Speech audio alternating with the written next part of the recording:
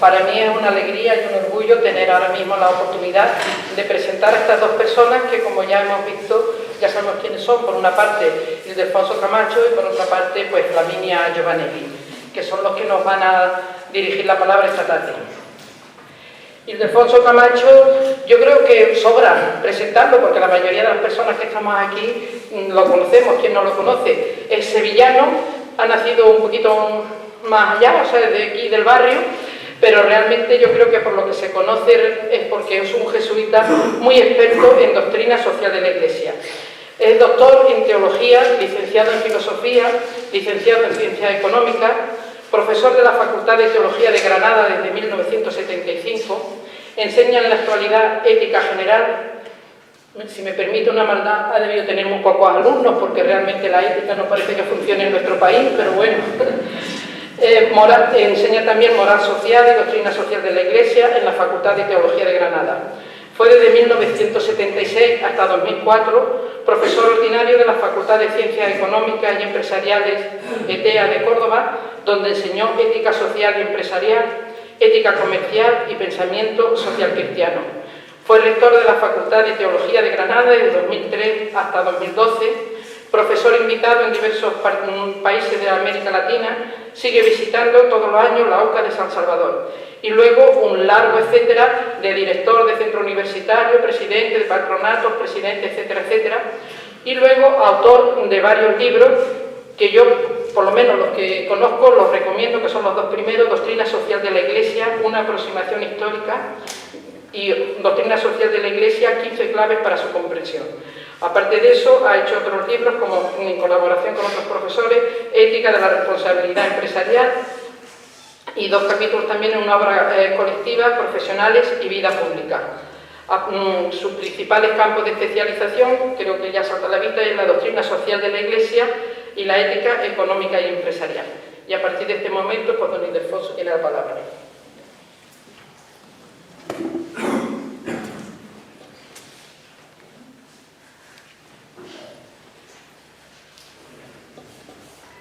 Bueno, muchas gracias.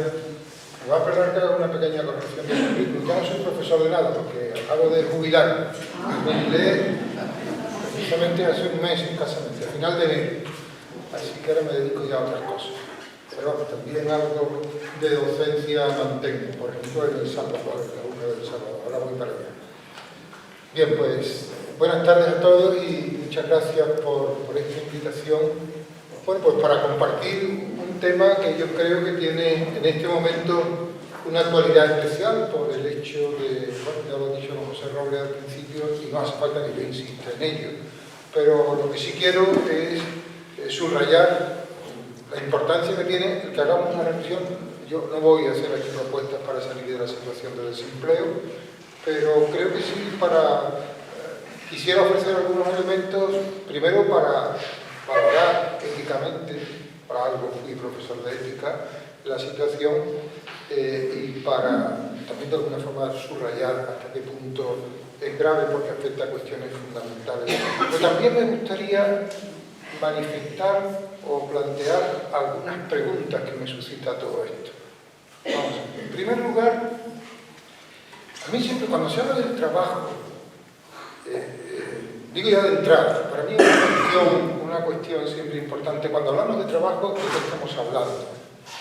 Digamos ustedes, bueno, pues es evidente, a lo mejor no lo es tanto. Pero simplemente, sin entrar todavía en cuestiones de definiciones, de conceptos, simplemente a mí siempre me llama mucho la atención el acercarme a la Biblia y preguntarle a la Biblia qué dice sobre el trabajo. El compendio de la doctrina social de la Iglesia, cuando habla del trabajo, comienza, como casi todos los capítulos de esta parte, con una perspectiva bíblica y ahí ofrece una triple perspectiva. En primer lugar, el trabajo lo relaciona con la tarea de cultivar y custodiar la tierra. Bueno, eso es... No voy a entrar mucho en los detalles, simplemente quiero dejarlo como marco de referencia. En segundo lugar, habla, como otro aspecto bíblico que ilumina la realidad del trabajo, de Jesús como hombre del trabajo. Y en tercer lugar, habla del deber de trabajar. Como ven, son tres elementos que de alguna manera podríamos considerarlos complementarios. Uno se refiere más al Antiguo Testamento, otro más, subrayo lo del más, al Nuevo, el segundo claramente, y el tercero viene a ser como una consecuencia que está implícito en el Antiguo y en el Nuevo Testamento.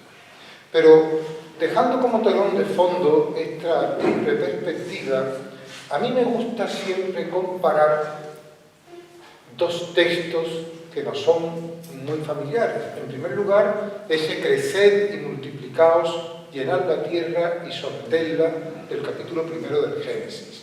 Y en segundo lugar, en el capítulo 3, el comerás el pan con el sudor de tu frente.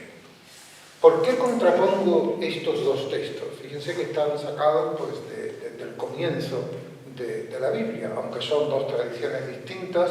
Ya sabemos que el capítulo 1 y el segundo y el tercero del Génesis corresponden a tradiciones distintas, pero en el fondo lo que hay detrás de ellas son dos concepciones hasta cierto punto distintas y no sé si siempre fáciles de conciliar. En primer lugar, el trabajo como colaboración con la obra creadora de Dios.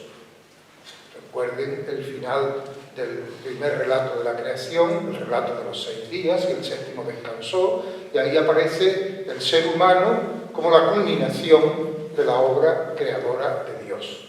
Y de alguna manera, y eso lo recogerá después, por ejemplo, Juan Pablo II en Solicitud Rei Socialis, de alguna manera como continuador de esa obra creadora.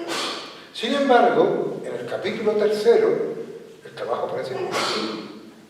Recuerden que es lo que dice Yahvé a los primeros padres después del pecado. Comerás el pan con el sudor de tu frente. Evidentemente, estas dos maneras de acercarnos a la realidad del trabajo no son solo teóricas. Es verdad que si nosotros analizamos el trabajo tal como se vive, la experiencia de trabajo, pues podemos encontrarnos experiencias que respondan más a esa primera presentación o a esa primera concepción del trabajo, que tiene un sentido positivo, planificador, y esa segunda perspectiva donde el trabajo es más bien algo de carácter negativo, algo que pesa, algo que no hay más remedio que hacer, pero no constituye algo fundamental en nuestra vida. Es como el precio que hay que pagar pues, para poder vivir. Bueno, dejo ahí como fondo, porque eso nos permite ya comprender que el trabajo hay distintas maneras de acercarse a él. Bien. Eso supuesto, con esa perspectiva bíblica de fondo, pues yo había pensado ahora establecer una panorámica de cómo se trata el trabajo. Lo voy a hacer de una manera muy esquemática, pero a veces estos esquemas que tienen el peligro de ser un poco simplificadores también permiten ver en poco tiempo pues cosas que son más complejas, ¿no? Y que luego pues exigirían entrar quizás en más detalles.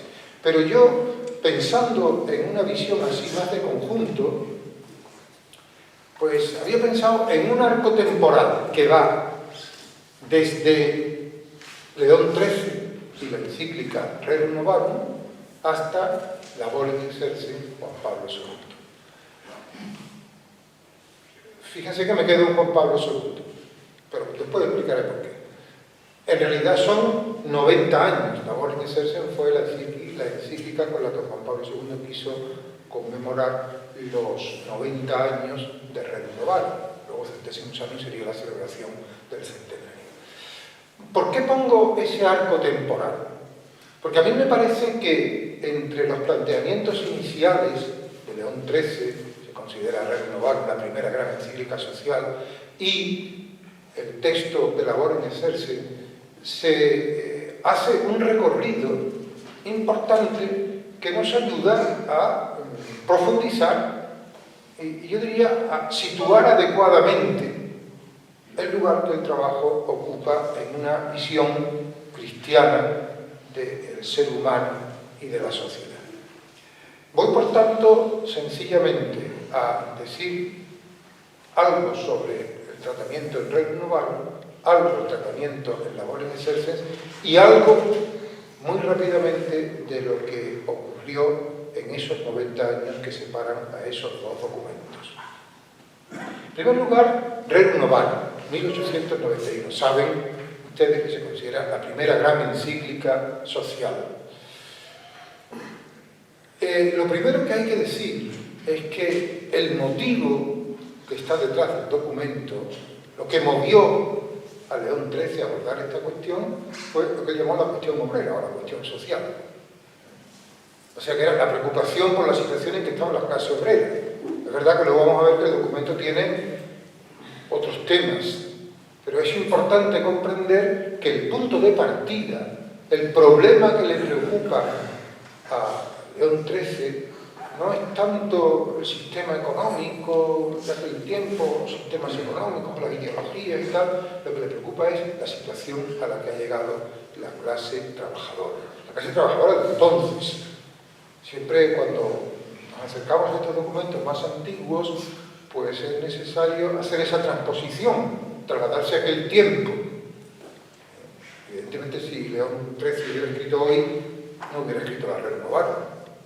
No porque la Rerum Novarum sea un documento que no tiene valor, sino porque responde a una problemática de un momento determinado. Y yo creo que esa es la riqueza y al mismo tiempo la limitación que tienen estos documentos, que pretenden ser una reflexión sobre problemas concretos en un momento determinado. Hay sitio aquí delante, pero no sé si se atreverán a verlo. Aquí delante tienen sitio.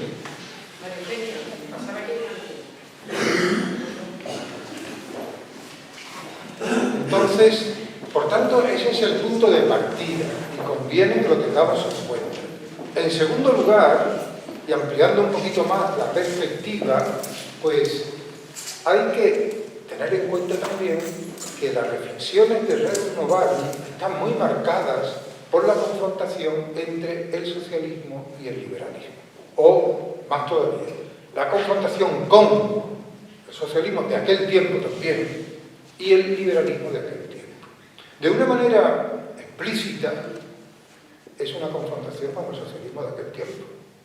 Y en el fondo, lo que León XIII quiere subrayar es, bueno, los socialistas, reconociendo el problema de la cuestión obrera, pretenden dar una respuesta. Esa no es la respuesta que queremos dar nosotros.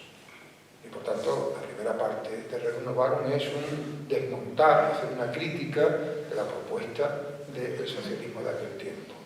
Pero eso no significa, aquí entramos en un tema que siempre está planteado, la relación de la Iglesia, de la doctrina social de la Iglesia con la ideología liberal. Eso no significa aceptar sin más la alternativa del liberalismo. Esto daría para hablar más despacio de Rerum Novarum, pero como no es el tema, lo dejo de lado. Lo único que quiero subrayar es que no caigamos en la simplificación de decir una encíclica contra el socialismo. Lo es, pero también es una encíclica que pretende buscar una alternativa que no sea tampoco lo que había en aquel tiempo, que era un modelo económico marcado por la ideología liberal, tal como en aquel tiempo se entendía también, ¿no?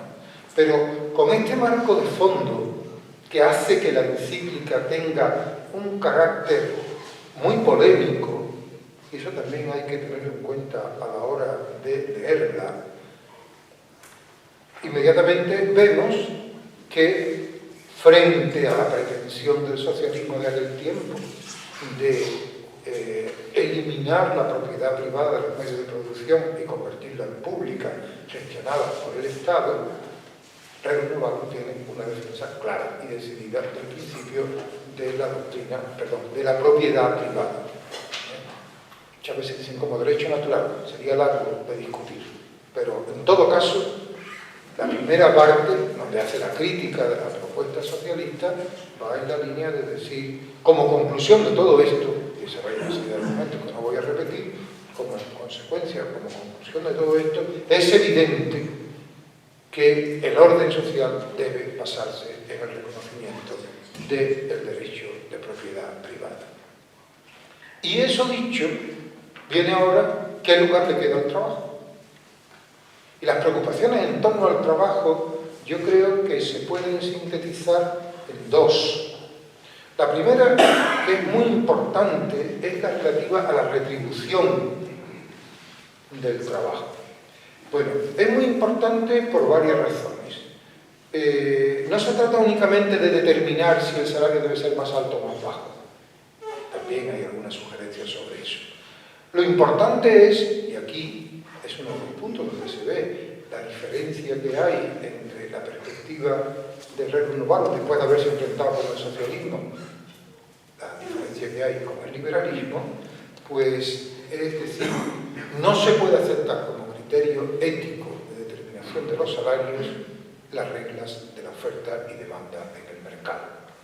El criterio moral para la fijación del salario no debe ser, como decía mucha gente en aquel tiempo, y hoy en día también lo dirían, y como decían en aquel tiempo también muchos católicos. Entonces, en esto es tajante. El criterio moral para la determinación de la retribución del trabajo no puede ser sin más la ley de la oferta y la demanda. Lo que el mercado determina, el salario de equilibrio en el mercado de trabajo. Y luego también es importante, y para que vean que hay una cierta lógica, una lógica dentro de este documento, pero que esa lógica a veces nos cuesta trabajo ver si podía llevar a lo que quizás nos gustaría que llevase, pero el salario en Rerum Novarum tiene una importancia grande porque el Papa, que tanto ha subrayado antes el papel de la propiedad privada, ahora, cuando habla del salario, dice, bueno, el salario tiene que ser tal que permita al trabajador ahorrar para poder convertirse de alguna manera en propietario. Porque eso es una fuente de seguridad ante la vida y ante el futuro. Estamos en unas categorías que son las categorías de aquel tiempo. Pero es importante caer para que no nos quedemos en lo que puede ser más anecdótico, si el salario tiene que ser más alto, menos alto. No le preocupa tanto eso cuanto el colocar bien las bases sobre las que se debe hacer una reflexión sobre la retribución del trabajo. Y luego hay una segunda preocupación que es la relativa a las condiciones de trabajo, donde fundamentalmente lo que se quiere subrayar es que las condiciones de trabajo tienen que ser coherentes con la dignidad, en último término, del trabajador. Y se citan sobre todo, bueno, por lo relativo al lugar de trabajo, al horario de trabajo, a las condiciones en que se desarrolla la actividad laboral, como haciendo caer en la cuenta que eso no debe estar solamente orientado por la necesidad o por las necesidades de producción, sino que hay algo más que un factor de producción. El trabajo es algo más que un factor de producción. Esto nosotros ahora podemos formularlo así. Rerum Novarum no lo formulaba tan claramente, pero cuando uno lee esas páginas que se refieren a las condiciones de trabajo, pues uno descubre cómo efectivamente eso es lo que está detrás y cómo podríamos nosotros traducirlo actualmente. Y por último, para referirme especialmente al tema del trabajo en Rerum Novarum, pues no podría dejar de mencionar la cuestión del derecho de asociación. A nosotros eso nos parece una cosa obvia, nadie lo discute. En aquel tiempo sí se discutía. Y por tanto, y aquí sí que dice claramente Rerum Novarum que es un derecho natural. Y como se discutía en aquel tiempo, pues era importante esta manifestación, que aquí no hay muchas discusiones en Rerum Novarum, ni muchas elucubraciones, se enuncia sin ningún tipo de discusión. El derecho de asociación, para que los trabajadores puedan defender sus legítimos intereses en la sociedad. Como ven, por tanto, en Rerum Novarum, dentro del marco de aquel tiempo, pues hay elementos que tienen una cierta relevancia de cara a ir construyendo una doctrina sobre el trabajo que todavía tiene que dar pasos. Y eso es lo que me gustaría poner de manifiesto aquí, pero lo voy a poner de una manera casi, esquemática, no casi, sino esquemática. Simplemente he puesto aquí, bueno, pues León XIII, es el Pío XI, este no lo reconocerán ustedes seguramente, este ya sí lo van a reconocer, que es Juan XXIII, después está el Concilio, Gaudium et Spes, y por último he puesto a Pablo VI, pues hablaremos de Juan Pablo VI. Entonces, si nosotros hiciéramos una lectura rápida de los documentos de doctrina social de de los 4 papas y del concilio, yo diría que hay 2 líneas fundamentales de evolución que nos permiten comprender cómo se va reestructurar. A mí me gusta mucho decir que la doctrina social de la Iglesia va evolucionando, pero no por adición, no porque se le añaden cosas, sino porque las mismas cosas se van remodelando, se les va dando una formulación diferente, se las va resituando, se las va considerando en contextos diferentes, nuevos, y eso es su vitalidad. Por otra parte, ya he dicho antes que tiene su limitación, pero es su vitalidad. Entonces yo diría que hay 2 líneas de evolución. Una primera, un reequilibrio en relación con los temas trabajo-propiedad. Ya dije, Rerum Novarum, por las circunstancias en que fue escrita, pues tenía esta preocupación grande por lo que en aquel tiempo se consideraba la amenaza del socialismo. Estamos en 1891.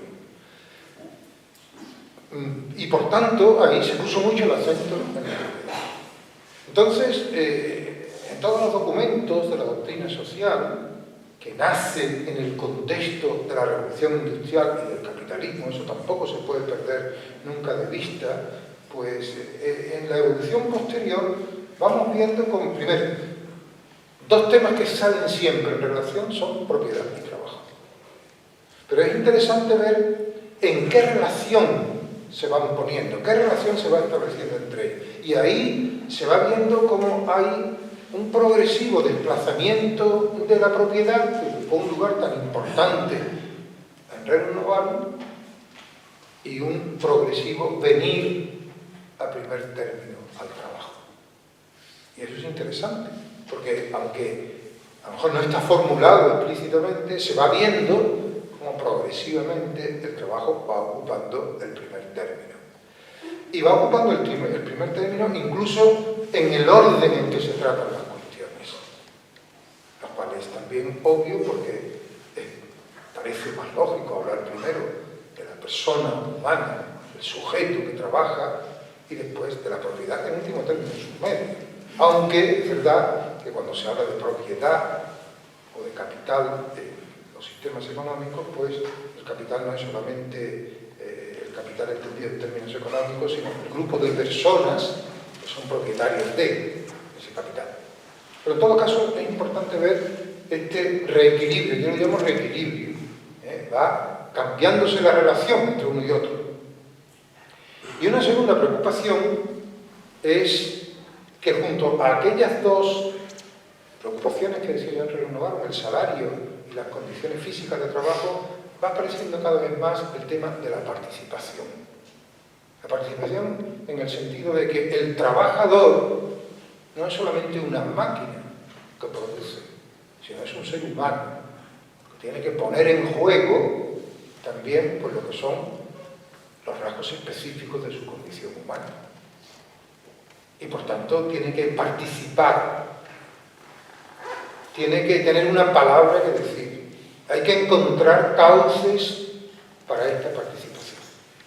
Yo creo que son, como ven, 2 elementos importantes. Esto podíamos verlo en cada uno de esos documentos que insinuaba ahí con esa fotografía, pero no lo voy a hacer. Prefiero más bien dejar esta idea de conjunto. Y con eso llegamos a lo que yo ponía al final del arco, que era Laborem Exercens. ¿Por qué? Porque Laborem Exercens, que es una encíclica sobre el trabajo, pero lo importante no es que es una encíclica sobre el trabajo, sino que Juan Pablo II comienza diciendo: he escogido el trabajo porque esa es la clave esencial de toda la cuestión social. Es decir, porque tenemos que analizar todo lo que consideramos dentro de esa denominación de la cuestión social, tenemos que considerarlo a la luz del trabajo humano. Aquí detrás está la pregunta: ¿y qué entiende Juan Pablo II por trabajo? Después volveré sobre eso, pero no me importa irlo subrayando desde ahora. Ya saben que cuando luego Juan Pablo II quiere hacer una profundización en la cuestión del trabajo, pues él primero hace una reflexión antropológica a partir de lo que es el ser humano. Y ahí él distingue lo que llama la dimensión objetiva y la dimensión subjetiva del trabajo. Es más fácil entender la dimensión subjetiva. La dimensión subjetiva es simplemente el hecho de que detrás de todo trabajo hay una persona humana. El sujeto siempre es una persona humana. Pero luego los trabajos se diversifican.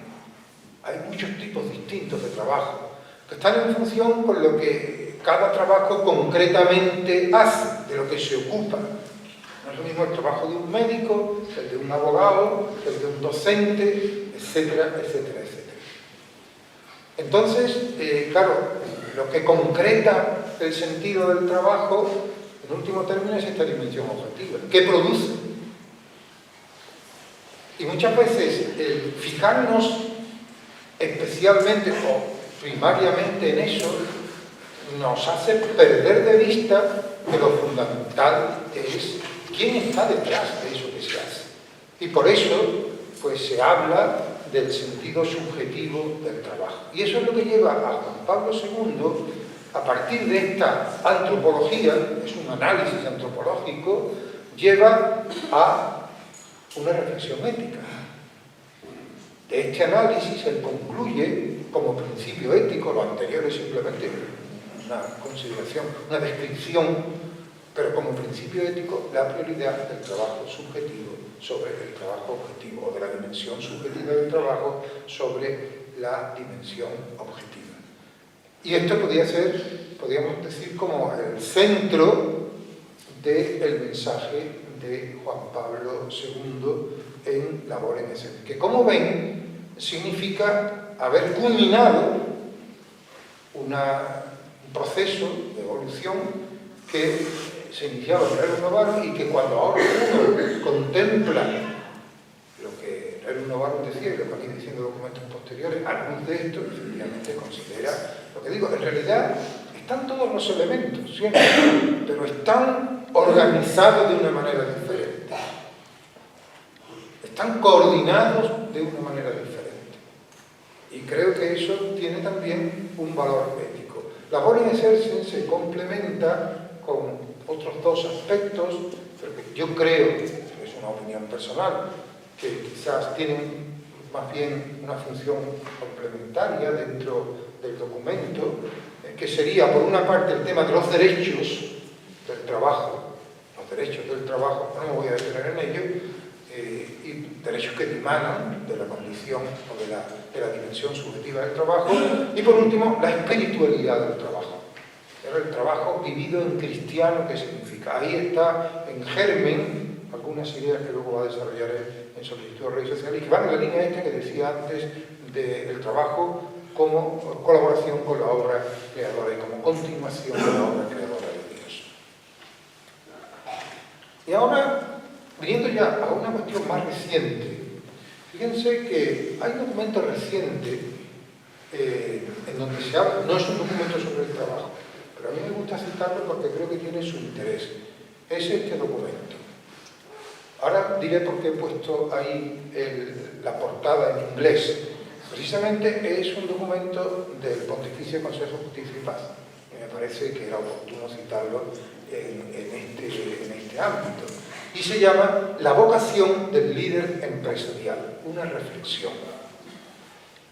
Me van a permitir que haga, tampoco voy a explicarlo en conjunto, pero lo que quería era tomar de él algunas cuestiones en relación con el tratamiento que hace del trabajo. Como ven, es un documento sobre el líder empresarial. Primera cuestión importante, es la primera vez que el Consejo Pontificio de Justicia y Paz, aquí yo me puedo corregir, la primera vez que aborda un tema empresarial. De hecho, Justicia y Paz no nació para eso, y normalmente no se ocupaba de los temas empresariales ni de la ética empresarial. Por tanto, ha sido significativo. Eso tiene su explicación. Si ustedes leen la introducción del documento, pues ahí está explicado de dónde nació este documento, etcétera. Precisamente está relacionado con Caritas y Veritate, pero tampoco quiero entrar en eso, simplemente lo apunto, ¿no? En todo caso, subrayar que es una novedad. Y una novedad también que hay que valorar en relación con una cierta polémica que se desató en torno al anterior documento, este es de 2012, al anterior documento de Justicia y Paz, que fue el de la crisis financiera, que fue de 2011.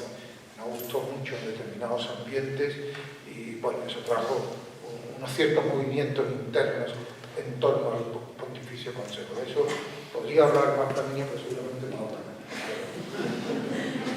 Bueno, ¿por qué lo pongo en inglés? Pues porque la versión española definitiva yo no la conozco. Entonces, hay una versión, que la pueden ustedes encontrar en internet, pero que pone abajo, versión provisional, o algo así, sometida a la Asamblea de UNIAPAC. Este documento nació de la colaboración de Justicia y Paz y UNIAPAC.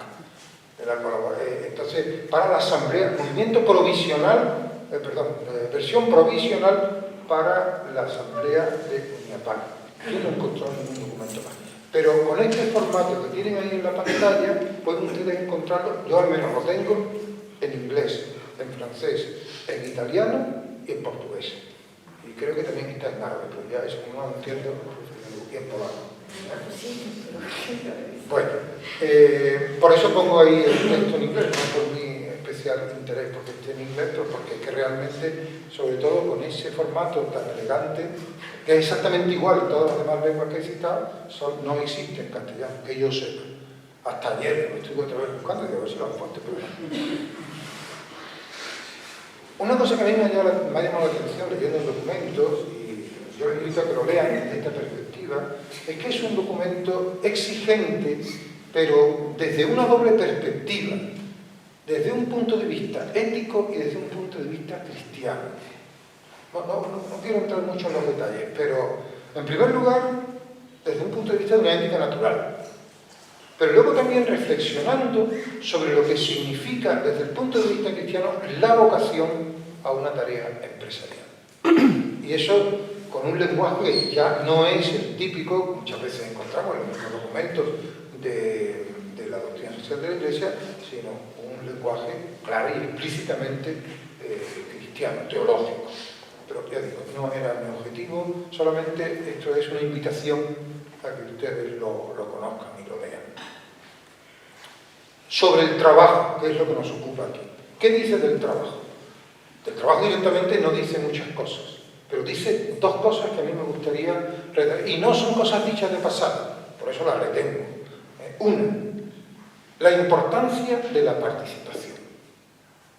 Es decir, entre los objetivos que le asigna a la empresa, uno de ellos es la organización de un trabajo bueno y productivo.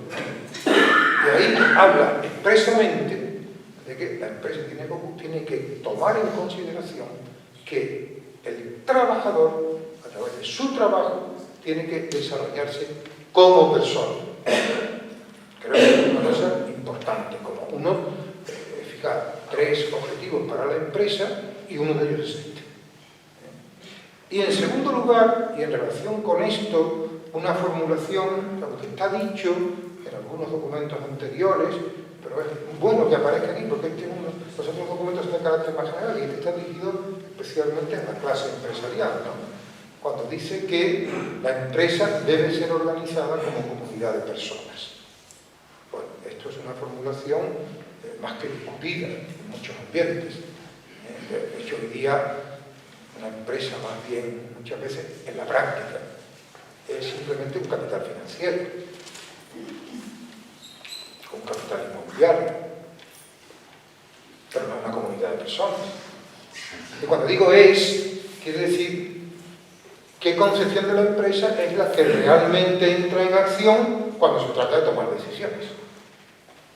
No cuando se hacen declaraciones de principios, porque eso todo lo hacemos muy bien, sino cuando se trata de tomar decisiones. La empresa como comunidad de personas. Entonces ven que, aunque no es un documento sobre el trabajo, yo creo que ahí aparece una concepción de la empresa que tiene consecuencias importantes y que implica una determinada forma de entender no solamente el trabajo, sino también la empresa en relación con el trabajo. Bueno, lo dejo ahí. Y para terminar, a mí me gustaría tomar un poco de distancia con algunas ulteriores reflexiones. ¿Por qué? Bueno, porque yo creo que eso siempre es bueno que lo hagamos, ¿no? Hasta ahora lo que hemos hecho ha sido meternos dentro de los documentos, pero ¿y si ahora nos salimos y miramos un poco la cosa en perspectiva? Pues se me ha ocurrido, más bien aquí lo que voy a hacer es hacer preguntas, ¿no? Y algunas afirmaciones. En primer lugar, ¿qué entendemos por trabajo? Cuando hablamos de todo esto, en realidad, ¿de qué estamos hablando? Ustedes dirán, eso es una pregunta que no tiene mucho sentido. Yo creo que sí tiene, ¿eh? Y segundo, es lo mismo trabajo que actividad humana. Es lo mismo trabajo que actividad humana. Bueno, algunas reflexiones. ¿Qué entendemos por trabajo? Labor in exercens dice que el trabajo es una actividad transitiva, es decir, una actividad donde el sujeto humano, su reflexión es una reflexión más filosófica que teológica, saben ustedes que Labor in exercens parte precisamente del texto del Génesis 1:28, que cité al principio, y entonces luego hace una reflexión que es más antropológica, y antes de hablar de la dimensión subjetiva y objetiva del trabajo a que me refería antes, dice, por trabajo hay que entender una actividad transitiva, es decir, una actividad donde el sujeto se proyecta fuera de él. Hay un tránsito desde el sujeto hacia algo exterior a él. Bueno, es una definición. Es la definición que está detrás de lo que nosotros entendemos por trabajo. Y ahora, cuando digo entendemos, ahora vean a qué me refiero. Efectivamente, a través de la actividad humana es una dimensión fundamental del ser humano, en la medida en que el ser humano no solamente hace cosas, sino que al hacer cosas se hace a sí mismo. El trabajo no es algo que es una proyección del sujeto humano fuera de sí que deja al sujeto tal o cual, sino que de alguna manera contribuye a una cierta transformación, en positivo o en negativo. Por tanto, la actividad humana que el ser humano realiza proyectándose fuera de sí tiene una importancia, indudablemente, para la misma realidad de ese sujeto. Sin embargo, en la sociedad industrial, no perdamos de vista que esa es la mentalidad que nosotros tenemos y esa es la mentalidad que está detrás también de la doctrina social de la Iglesia. Nosotros cuando hablamos de trabajo, en realidad hablamos de actividad productiva y remunerada. No solo de actividad humana. Yo siempre pongo este ejemplo. Si uno de ustedes es aficionado a tocar la guitarra, por la tarde en su casa se dedica a tocar la guitarra un rato, nadie dice que está trabajando. Pero si resulta que es solista de una orquesta y tiene que preparar un concierto de guitarra y tiene que ponerse a ensayar, eso sí es trabajar. Luego, otra cosa más curiosa, ¿no? Muchas veces las tareas domésticas no se consideran trabajo. Pero si contratamos a una persona para que las haga, eso sí es trabajo. Luego, nosotros mismos implícitamente estamos utilizando una concepción del trabajo que está vinculada a actividades productivas y remuneradas. Y eso no es la manera como se ha considerado el trabajo siempre en la historia. Es algo que está muy condicionado por lo que es el mundo industrial, muy marcado también por la dimensión económica. Tiene mucho que ver con la producción, de la distribución, la generación de renta, no solamente la producción de bienes y servicios, sino la generación de renta. Luego el trabajo, como actividad humana, ha quedado condicionado por ese aspecto más concreto que es el trabajo productivo y remunerado. Y entonces ya uno no sabe dónde está la frontera entre actividad humana sin más y trabajo. Pero intuye dos cosas. Primero, que no son lo mismo. Pero segundo, que al final resulta que la actividad humana deseamos que sea trabajo. Lo cual no deja de plantear problemas, ¿no? Funciones del trabajo en la sociedad industrial. El trabajo fundamentalmente, el que tiene trabajo, eso le permite un acceso a la renta. Porque lo está realizando porque lo ha realizado. En último término, el seguro de desempleo es un derecho que deriva de que yo he trabajado. Si no he trabajado, solo excepcionalmente se me reconoce. Y el trabajo he puesto ahí tiene una función de realización personal. La persona que está en el paro no solamente sufre porque no tiene ingresos, sino en parte porque se considera una cierta identidad, porque no tiene un lugar en la sociedad. El trabajo te da un lugar en la sociedad que, hablando en términos generales, claro, no te lo da cualquier otra actividad o cualquier otro estatus.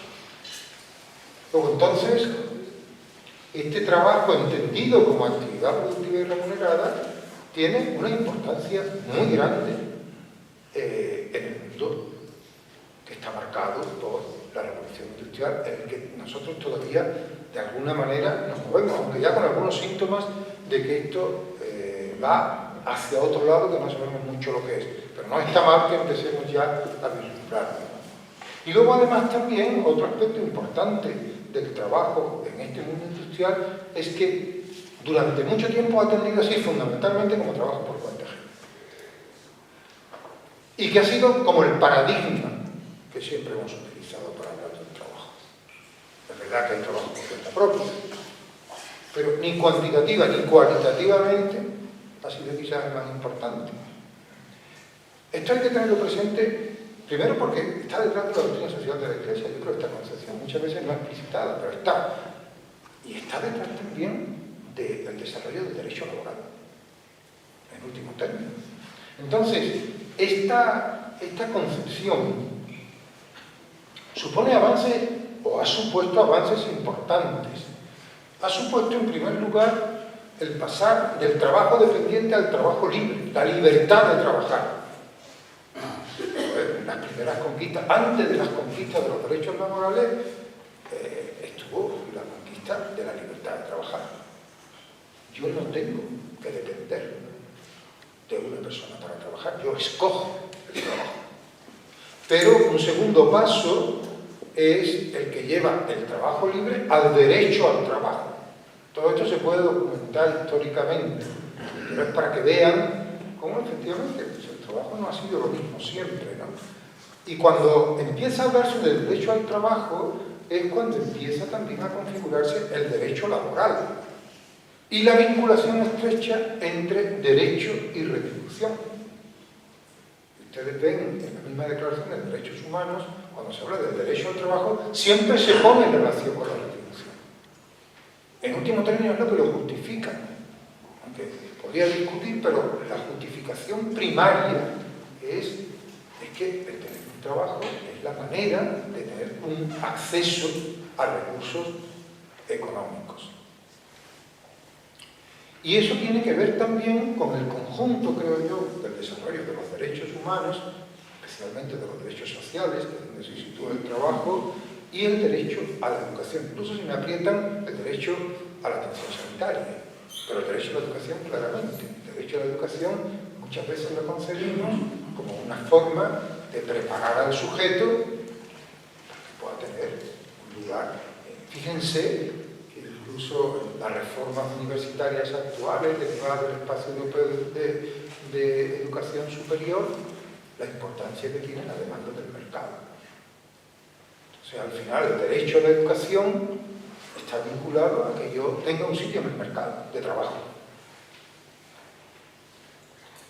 Bueno, por tanto, ahí hay una serie de avances importantes, pero no podemos perder nunca de vista sobre qué se asientan, que es sobre una determinada concepción del trabajo.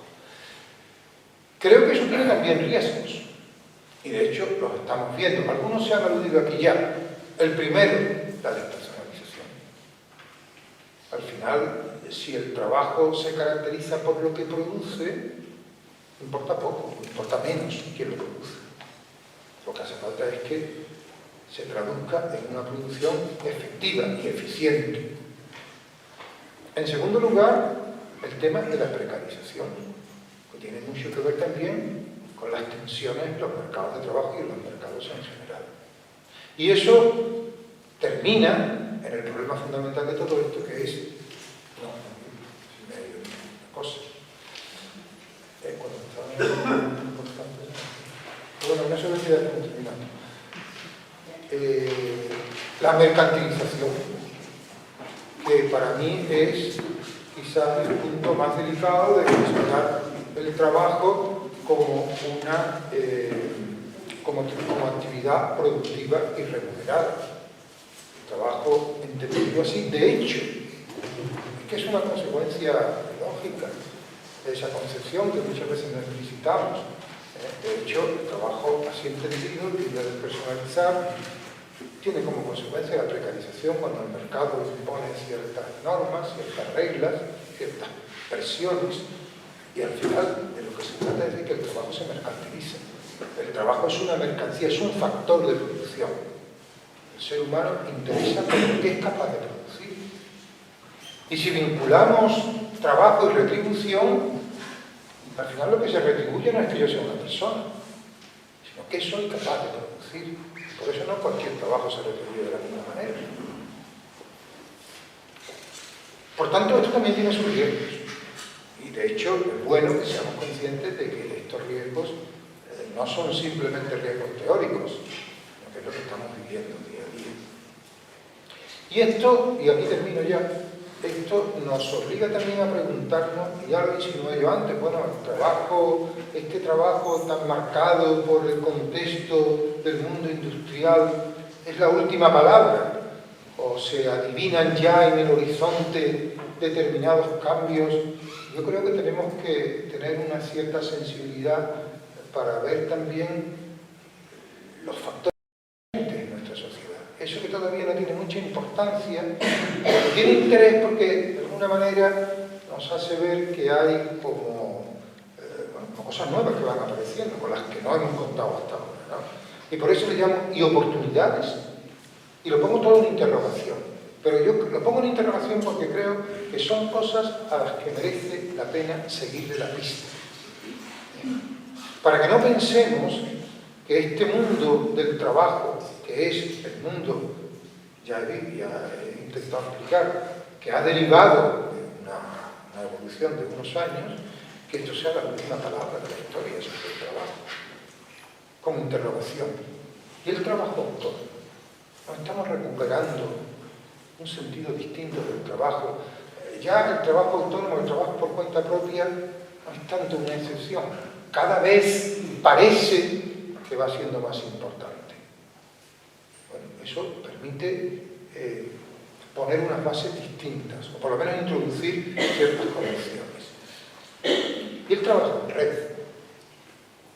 Y el trabajo en red. Todo esto daría para hablar mucho, yo solamente lo insinúo, porque abre también perspectivas nuevas.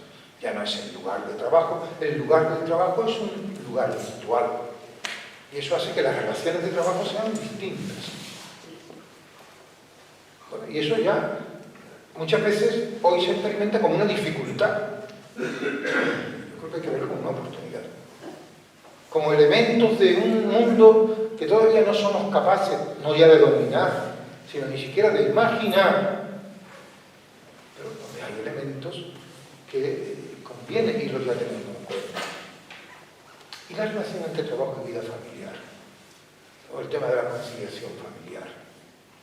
Esto tiene que ver también con la relación entre trabajo y tiempo libre. Una cosa muy sabida, ¿no? En un siglo y medio, el número de horas que una persona trabaja por término medio en el año se ha reducido a menos de la mitad. Eso es un dato puramente cuantitativo, objetivo. ¿Qué hacemos con el otro tiempo? Porque, claro, si hemos tenido durante mucho tiempo identificar trabajo y actividad humana, parece que este reequilibrio entre el tiempo de trabajo y el tiempo de no trabajo nos obliga a dar una consideración distinta al tiempo de no trabajo, que puede ser tiempo de actividad. ¿Qué tipo de actividad? ¿Cómo se incorpora eso y cómo se relaciona con el trabajo? Esto plantea el problema de repartir trabajo. Y tiene que ver naturalmente con la cuestión del desarrollo. Lo pongo también entre interrogación porque no es sencillo. Muchas veces decimos, bueno, pues trabajan 10, pueden trabajar 20, si trabaja cada uno la mitad del tiempo. Bueno, esto desgraciadamente no es una cuestión cuantitativa y tiene que ver también con la retribución. Pero en todo caso, ahí se abre también una vía para explorar. Porque además no se trata de distribuir la jornada laboral en términos iguales para todos, sino de ser flexibles en cuanto a la jornada laboral. una flexibilización también del tiempo de trabajo. Y por último está, y lo pongo como utopía, y el tema del salario social. De hecho se habla de eso, y tiene muchos problemas, pero se habla, y cuando se habla, algo de interés puede haber ahí. ¿Seríamos capaces de contemplar la posibilidad de que hubiera personas que tuvieran acceso a la renta de una manera más normal, simplemente por el hecho de ser ciudadanos? Algunos pasos se van dando. Las pensiones no contributivas, en el fondo, son algo de esto. Pero eso, como algo más generalizado, como un verdadero derecho, no lo sé. Es simplemente una utopía. Esto facilita el que tengamos la tentación de convertirnos un poco en parásitos sociales. Sí, muy bien, pues yo puedo cobrar sin trabajar, pero esto significa también que el trabajo para mí es un peso, una carga. ¿Ven? Aquí hay muchas cuestiones que están exigiendo que no las perdamos de vista, que merece la pena reflexionar sobre ello para no encerrarnos únicamente en conceptos que bueno, tienen su contexto histórico, pero también están ya mostrando una cierta incapacidad para poder organizar nuestras sociedades. Y termino con un texto que, bueno, ahora vuelvo un poco para atrás, me voy a Juan 23. Este texto precisamente lo cita el documento que citaba antes de Justicia y Paz. Pero fíjense que es de 1900, Mater Magistera de 1961. Pues fíjense, dice, si el funcionamiento y las estructuras económicas de un sistema productivo ponen en peligro la dignidad humana del trabajador, o debilitan, fíjense, o debilitan su sentido de la responsabilidad, o le impiden la libre expresión de su iniciativa propia, hay que afirmar que este orden económico es injusto, aun en el caso de que por hipótesis la riqueza productiva en él alcance un alto nivel y se distribuya según criterios de justicia y equidad. La obsesión por crecer, por producir más, a lo mejor habría que someterla a una cierta crítica, a un cierto discernimiento a partir de esas palabras de Juan 23 que creo que dicen una verdad profunda. Pues nada, muchas gracias.